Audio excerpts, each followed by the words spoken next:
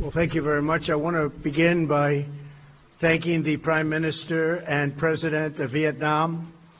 We're in Hanoi. It's an incredible city, and what's happened over the last 25 years has been incredible for the people of Vietnam, the job they've done, economic development, really something special. So I want to thank all of the people of Vietnam for having treated us so well.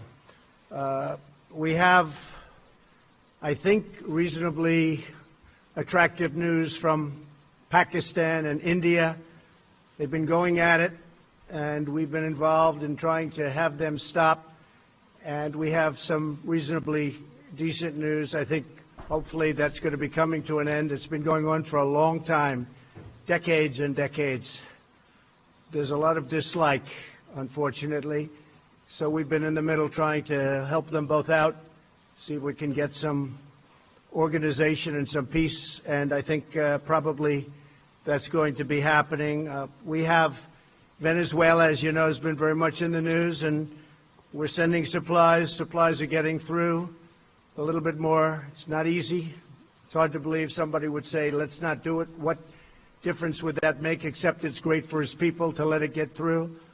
But we're sending a lot of supplies down to Venezuela. People are starving to death. And you would really think that the man in charge currently would let those supplies get through. We are getting them into some of the cities and some of the areas that need them the most, and it's not an easy job. It's very difficult, actually. On North Korea, we just left Chairman Kim. We had a really, I think, a very productive time. We thought, and I thought, and Secretary Pompeo felt that it wasn't a good thing to be signing anything. I'm going to let Mike speak about it. But we literally just left. We spent pretty much all day with Kim Jong-un, who is, he's quite a guy and quite a character, and I think our relationship is very strong. But at this time, we had some options, and at this time we decided not to do any of the options, and we'll see where that goes. But it was a very interesting 2 days, and I think actually it was a very productive 2 days, but sometimes you have to walk. And this was just one of those times, and I'll let Mike speak to that for a couple of minutes, please. Thank you, Mr. President. We had been working, our teams, the team that I brought to bear, as well as the North Koreans, for weeks to try and develop a path forward. So at the summit, we could make a big step along the way towards what the two leaders had agreed to back in Singapore in June of last year. We made real progress, and indeed we made even more progress when the two leaders met over the last 36 hours. Unfortunately, we didn't get all the way. We didn't get to something that ultimately made sense for the United States of America. I think Chairman Kim was hopeful that we would. We asked him to do more. He was unprepared to do that, but I'm still optimistic. I'm hopeful that the teams will get back together in the days and weeks ahead and continue to work out. It's a very complex problem. We've said since the beginning that this would take time. Our teams have gotten to know each other better. We know what the limits are. We know where some of the challenges are. And I think as we continue to work on this in the days and weeks ahead, we can make progress so that we can ultimately achieve what it is that the world wants, which is to denuclearize North Korea, to reduce risk for the American people and the people all around the world. I wish we could have gotten a little bit further. But I'm very optimistic that the progress that we made, both in the run-up to this summit, as well as the progress that the two leaders made over these past 2 days, put us in position to get a really good outcome. And the President and Chairman Kim both felt good that they had made that progress, but couldn't quite get along the line any further to make a deal that would have been bigger at this point. I hope we'll do so in the weeks ahead. Thank you, Mr. President. All right, Major, please.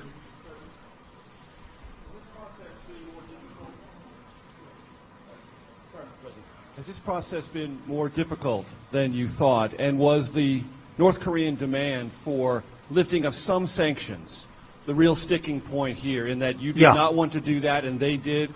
And will it was about the sanctions. Will there be a third summit, Mr. President? Basically, they wanted the sanctions lifted in their entirety, and we couldn't do that. They were willing to denuke a large portion of the areas that we wanted, but we couldn't give up all of the sanctions for that. So we continue to work, and we'll see, but we had to walk away from that particular suggestion. We had to walk away from that. Will all the sanctions that are currently in existence remain, sir? They're in place. I was watching, as a lot of you folks over the weeks have said, we've given up. We haven't given up anything. And frankly, I think we'll end up being very good friends with Chairman Kim and with North Korea, and I think they have tremendous potential. I've been telling everybody they have tremendous potential, unbelievable potential. But we're going to see. But it was about sanctions. I mean, they wanted sanctions lifted, but they weren't willing to do an area that we wanted. They were willing to give us areas, but not the ones we wanted. John? As we know, I mean, there's an incredibly complex set of issues that are at play here in terms of lifting the sanctions and what denuclearization is. Right. Did you get any distance toward sort of what Kim's vision of denuclearization Yes, we is? did. Because We there did. is a lot of line of thinking that he wants to keep some nukes. Yeah. I mean, would you allow him to do that? And if you Well, can't, John, I don't want to comment. Excuse me. I don't want to comment on that exactly, but he has a certain vision, and it's not exactly our vision, but it's a lot closer than it was a year ago. And I think, eventually we'll get there. But for this particular visit, we decided that we had to walk, and we'll see what happens. Okay? Oh, look, we have a gentleman nobody's ever heard of that was Sean Hannity. What are you doing here, Sean Hannity? Should we let him do a question? I don't know. Yeah, John, go ahead. with you. Yeah. So if he wants the sanctions completely off and you want more on denuclearization, how can you bridge that gap between now and the next time you might sit down together? With time, it'll be bridged, I think, at a certain point. But there is a gap. We have to have sanctions, and he wants to denuke, but he wants to just do areas that are less important than the areas that we want. We know the country very well, believe it or not. We know every inch of that country, and we have to get what we have to get, because that's a big give. Yes, Sean, please. I work in radio and TV. The mic's on. Mr. President, thank you. Mr. Secretary, good to see you. Mr. President, if you could elaborate a little bit more. We have some history. President Reagan walked away in Reykjavik. A lot of condemnation at the time, and it ended up working out very well in the end for the United States. Was this mostly your decision, what message would you want to send Chairman Kim as he's listening to this press conference about the future and your relationship? Well, Sean, I don't want to say it was my decision, because what purpose is that? I want to keep the relationship, and we will keep the relationship. We'll see what happens over the next period of time. But as you know, we got our hostages back. There's no more testing. And one of the things, importantly, that Chairman Kim promised me last night is, regardless, he's not going to do testing of rockets and nuclear. Not going to do testing. So, I trust him, and I take him at his word. I hope that's true.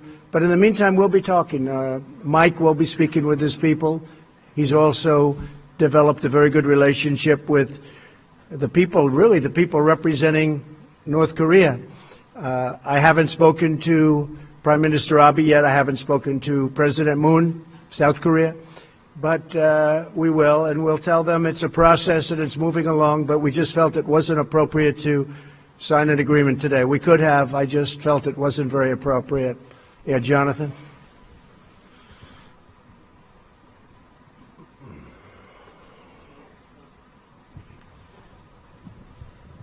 Thank you, Mr. President.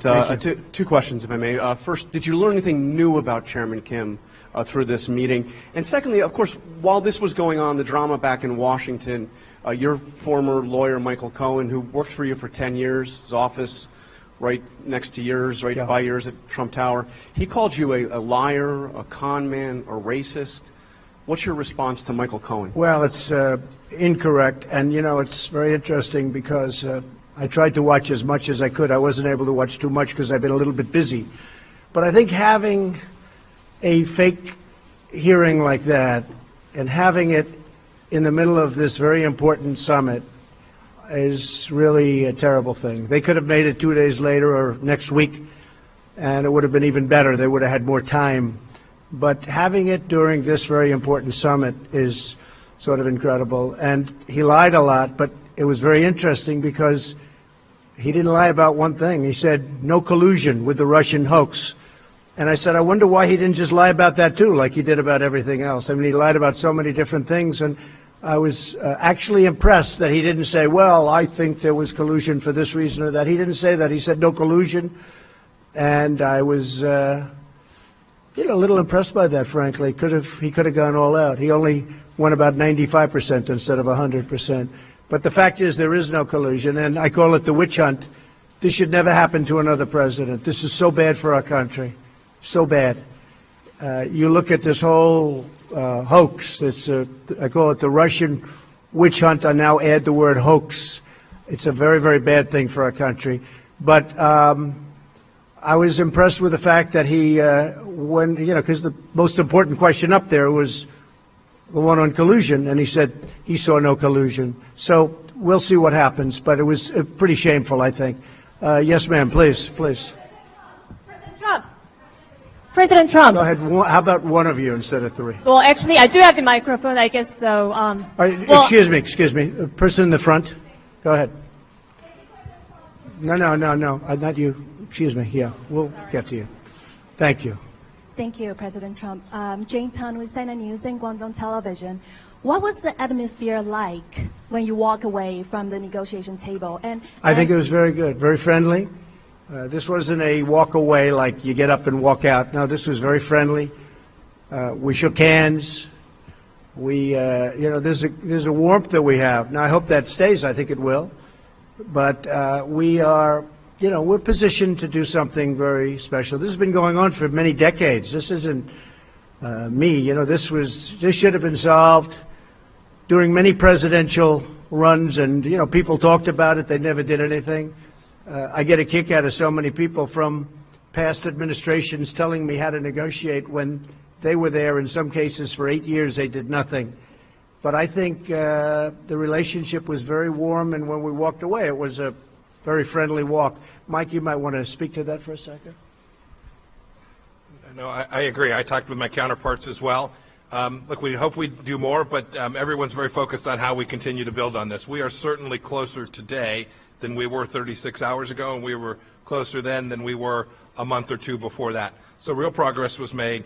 I think everyone had hoped we could do just a little bit better, but the departure was with an agreement that we would continue to work on what has been an incredibly difficult problem. Both sides are resolved to achieve it, and everyone walked away in that spirit. And may I add, you and Chairman Kim are from very different political systems. You are from different generations, and what do you find? It's a very different system. I would say that's true. How do you find you guys in common? Because we saw the atmosphere. We just like each other. I mean, we have a good relationship. Yeah, it's a totally different system, to put it mildly, but we like each other. Good relationship. Go ahead in the back. Go ahead. Mr. President, do you think it was premature to have held the summit when all these things had not been tied down? I mean, in the White House schedule last night, it said signing agreement today. And I wonder whether, as a follow-up question, whether you could just sketch out what the next few months look like. Thank you. You always have to be prepared to walk. I could have signed an agreement today, and then you people would have said, oh, what a terrible deal, what a terrible thing he did. No, you have to be prepared to walk. And, there was a potential we could have signed something today. I could have 100% signed something today. We actually had papers ready to be signed, but it just wasn't appropriate. I want to do it right. I'd much rather do it right than do it fast. Yes, please, go ahead. Go ahead. Go ahead. Go, first, go, yeah.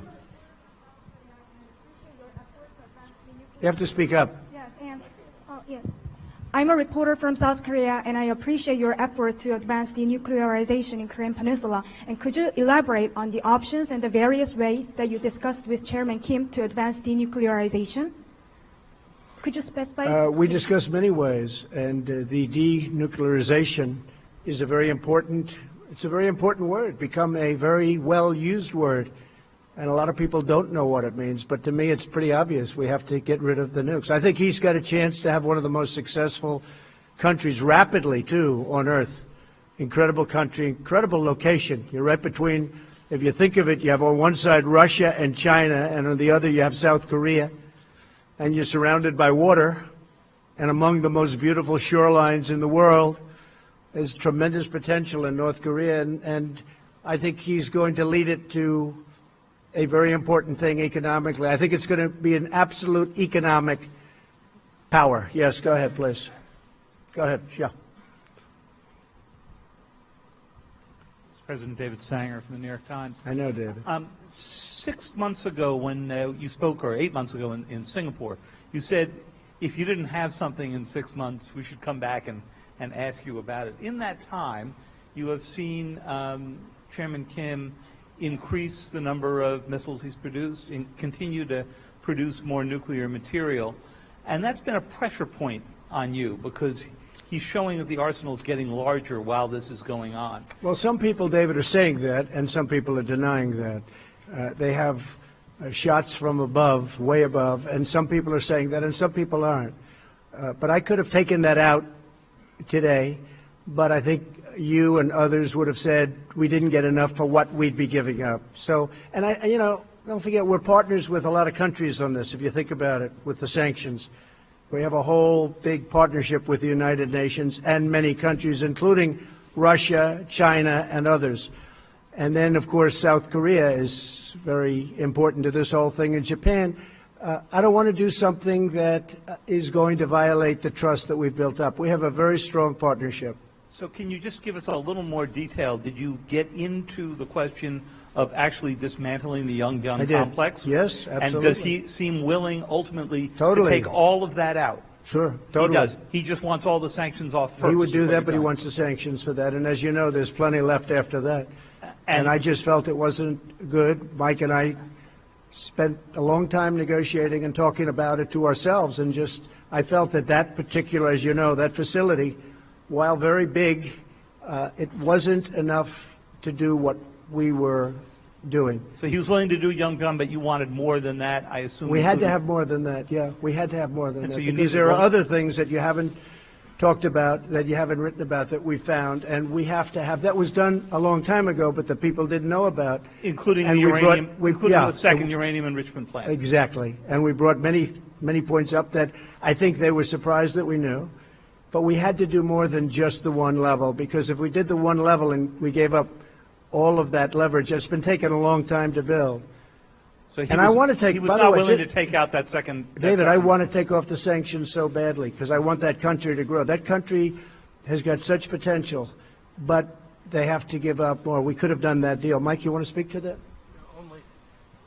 Only, David, there are also timing and sequencing issues that were associated with that as well, which we didn't quite get across the finish line as well. But remember, too, even that facility, even the Yongbyon facility, and all of its scope, which is important for sure, still leaves missiles, still leaves warheads and weapon systems. So there's a lot of other elements that we just couldn't get to. And the listing of all of them. Which Yes, sir, and a declaration associated. All of those things we couldn't quite get there today. That's right. Go ahead. Thank you, Mr. President. Thank you. I just wanted to clarify, when you talk about what you would be willing to give up all of the sanctions for, are you still thinking that you want North Korea to give up everything to do complete, verifiable Well, I don't want to say denuclearization that to before you. you lift Yeah. sanctions? Yeah, it's a good question. I don't want to say that to you because I don't want to put myself in that position from the standpoint of negotiation. But, we want a lot to be given up, and we're giving up. And we'll have to, we'll be helping them along economically, us and many other countries are going to be helping. They're going to be in there. They're prepared to help. I can tell you Japan, South Korea, I think China, so many. And speaking of China, we're very well on our way to doing something special, but we'll see. I mean, I am always prepared to walk. I'm never afraid to walk from a deal. And I would do that with China, too, if it didn't work out. Are you concerned if you're not able to reach an agreement that the testing will start again, or that while all of this time Well, is he said passing the by, they're testing, yeah. continuing to develop their program? He said the testing will not start. He said that he's not going to do testing of rockets or missiles or anything having to do with nuclear. And all I can tell you is that's what he said, and we'll see. Yes, go ahead, please. Go ahead, please, in the back. Red, in the red. Thank you. Thank you, Mr. President. Yes, thank you. Jessica Stone from CGTN. I have a question about China, as you were talking about. You talk about China being willing potentially to help economically, and the fact that you've talked or will talk to Presidents Moon and Prime Minister Abe. How would you describe China's role in facilitating the engagement that's happened so far between Pyongyang and Washington? I think China's been a big help, bigger than most people know. On the border, as you know, 93% of the goods coming into North Korea come through China. So there's a great power there. At the same time, I happen to believe that North Korea is calling its own shots. They're not taking orders from anybody. He's a very strong guy, and they're able to do things that are pretty amazing. But 93% still come in from China. China has an influence, and China's been a big help. And Russia's been a big help, too. As you know, there's a pretty small part of the border, but nevertheless significant, about 28 miles, and things can happen there, too, and they've been a help. Yes, go ahead, please. Thanks, President. Jen Chen with Shenzhen Media Group of China. In your meeting with Chairman King this morning and yesterday, did the topic of China come up? If so, what can you share with us today? And you probably will have the end of Mar-a-Lago summit in March with Chinese President Xi Jinping. What would you like accomplished with your agenda regarding China at that time? Thank you. We did talk about China today a lot, and he's getting along with China, and so are we. And we are, we're right now, you look at what's happened to our country. We've picked up trillions and trillions of dollars of net worth. Our stock market is almost at its all-time high. Our economy is incredible. Our unemployment numbers are among the best we've ever had in our history. Individual groups like African American, women, you just take a look at any group, Hispanic, you saw that, just came out, the best in history, African American, best in history. So many different numbers are coming out so good. So we have the strongest economy, possibly that we've ever had. Fiat Chrysler just announced that they're going to spend $4.5 billion right next to Detroit in Michigan. They're building a tremendous plant. It's actually an expansion of another plant. It's going to double up their jobs and even more than that. A lot of great things are happening. And with China, they're having some difficulty, as you know. But I think that a lot of the difficulty is because of the tariffs that they're having. And in addition to that, we're putting a tremendous amount of money. You saw trade deficits went down last month. Everyone was trying to find out why. Well, we're taking in a lot of tariff money, and it's going right to the bottom line, and it has reduced the trade deficit. So we'll see what happens with China. I think we have a very good chance. Their numbers are down, but I don't want that. I want their numbers. I want them to do great. But we've been losing anywhere from $300 to $500 billion a year with China for many, many years. And again, like other things, many presidents should have done this before me, and nobody did. So we're doing it. Go ahead, please. Me? Right here, this gentleman. Chad O'Carroll from NK News, Specialist North Korea News. Good. What's your message for President Moon, who has effectively reached the glass ceiling as far as inter-Korean cooperation is concerned due to sanctions, and what's next for U.S. ROK military drills? Well, I like President Moon very much. We have a great relationship. Believe it or not, I have a great relationship with almost every leader. A lot of people find that hard to understand, but I do. But some take advantage of our country like you wouldn't believe, and when they know I know it, which I know in every case, maybe it sort of freezes them up a little bit. But we do. We have a lot of good relationships. We'll be calling President Moon very soon as I get by the phone on the plane, and he'll be one of the first calls. I'll be calling Prime Minister Abe of Japan, telling him about where we are and what we're doing. But I'll be making those calls. No, he's working very hard. President Moon is working very hard. He'd love to see a deal. And he's been very helpful. Okay? Thank you. Go ahead, please. Thank you, Mr. President. I'm Yang Sheng, reporter from Global Times China. I would like to ask you that what are you expecting China to do in the next step to mediate your relationship with North Korea? Thank you. To use China? Yeah, from China. Well, we do. I mean, China's been very helpful. President Xi is a great leader. He's a highly respected leader all over the world, and especially in Asia. And he's helped us, Mike, I would say he's helped us a lot, right? We've, I actually called him just recently to say, hey, you know, whatever you can do on this. But he has been very helpful at the border, and he's been very, very helpful with, I think, North Korea generally. Could he be a little more helpful? Probably.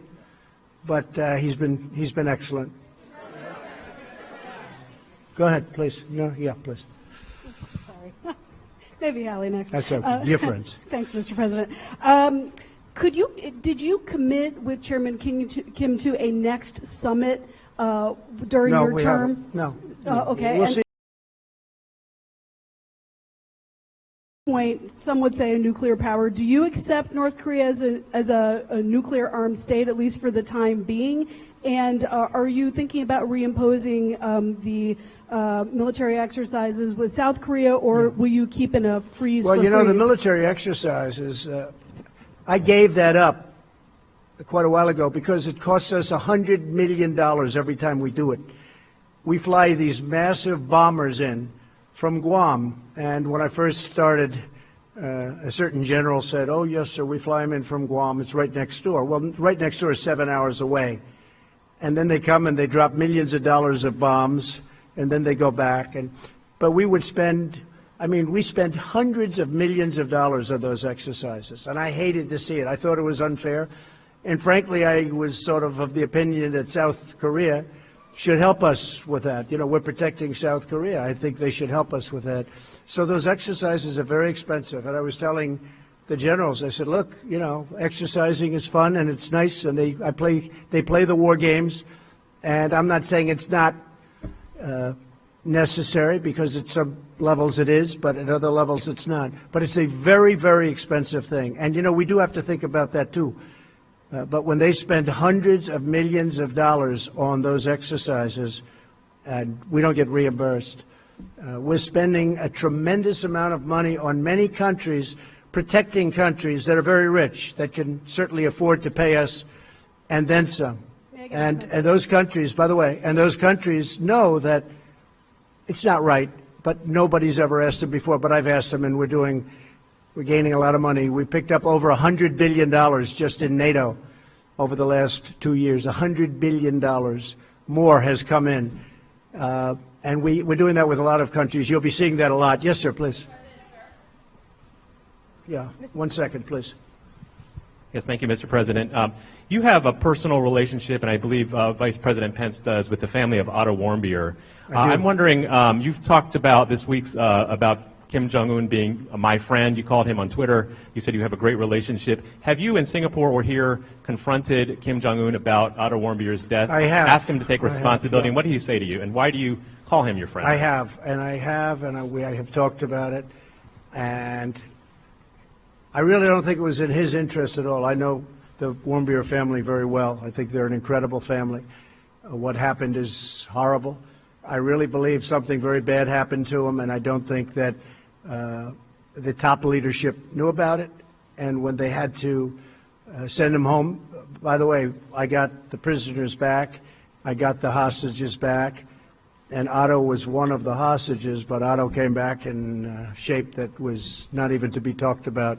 I thought it was horrible. Now, the others came back extremely healthy, but Otto came back in a condition that was just terrible.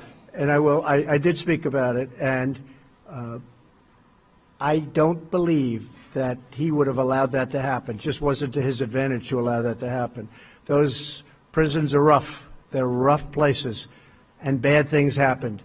But I really don't believe that he was, I don't believe he knew about it. Did he tell you that he did not, did Kim Jong-un tell you? He felt badly about it. I did speak to him. He felt very badly. But he knew the case very well, but he knew it later. And, you know, you got a lot of people, a big country, a lot of people. And in those prisons and those camps, you have a lot of people. And some really bad things happened to Otto. Some really, really bad things. Why are you But he tells me that he didn't know about it, and I will take him at his word. Yes, ma'am, go ahead, please. Please, go ahead in the back. No, in the back, behind you. Thank you. Mr. President, Schwarzman Valentina, Sputnik News Agency. Have you discussed the issue of possible inspections to North Korea nuclear sites during your negotiations? You're going to have to speak a little louder. And where are you from? Russia, Sputnik News Agency. Okay. Have you discussed the issue of possible inspections to North Korea's nuclear sites during your talks with the chairman? Why don't you answer that, Mike? I can't. Good. Inspections I was to worried nuclear about sites. Oh, International inspections. Yes. Inspections on North Korea? Yeah, inspections We'd be able, to the yeah. nuclear We'd be able to sites. do that very easily. We have that set up, so we would be able to do that very easily. The inspections on North Korea will take place, and if we do something with them, we have a schedule set up that is very good. We know things that, as David was asking about certain places and certain sites, there are sites that people don't know about that we know about. We would be able to do inspections, we think, very, very successfully. Yes, ma'am, please, please. Yes, go ahead, please. Yes.